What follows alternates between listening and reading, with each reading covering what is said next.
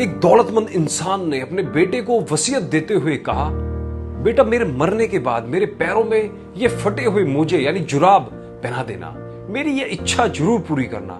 पिता के मरते ही नहलाने के बाद बेटे ने पंडित जी से पिता की आखिरी इच्छा बताई। पंडित जी ने कहा, हमारे धर्म में कुछ भी पहनाने की इजाजत नहीं है, पर बेटी की जिद थी कि पिता की आखिरी इच्छा अवश्य पूरी होनी चाहिए। बहस इतनी बढ़ गई कि शहर के पंडितों को जमा किया गया, लेकिन कोई नतीजा नहीं निकला।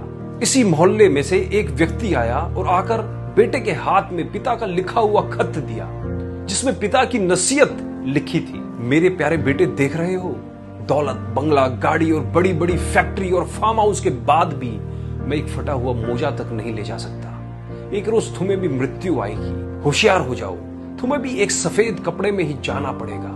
लिहाजा कोशिश करना, पैसों के लिए किसी को दुख मत देना, गलत तरीके से पैसा ना कमाना, धन को धर्म के कार्य में ही लगाना। सबको यह जानने का हक है कि शरीर छूटने के बाद सिर्फ कर्म ही साथ जाएंगे, लेकिन फिर भी आदमी तब तक धन के पीछे भागता रहता है जब तक उसका निधन नहीं हो जाता।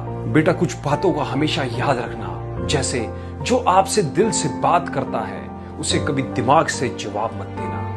एक साल में 50 मित्र बनाना आम बात है, लेकिन 50 साल तक एक मित्र से मित्रता निभाना खास बात है। एक मिनट में जिंदगी नहीं बदलती, पर एक मिनट सोचकर लिखा फैसला पूरी जिंदगी बदल देता है।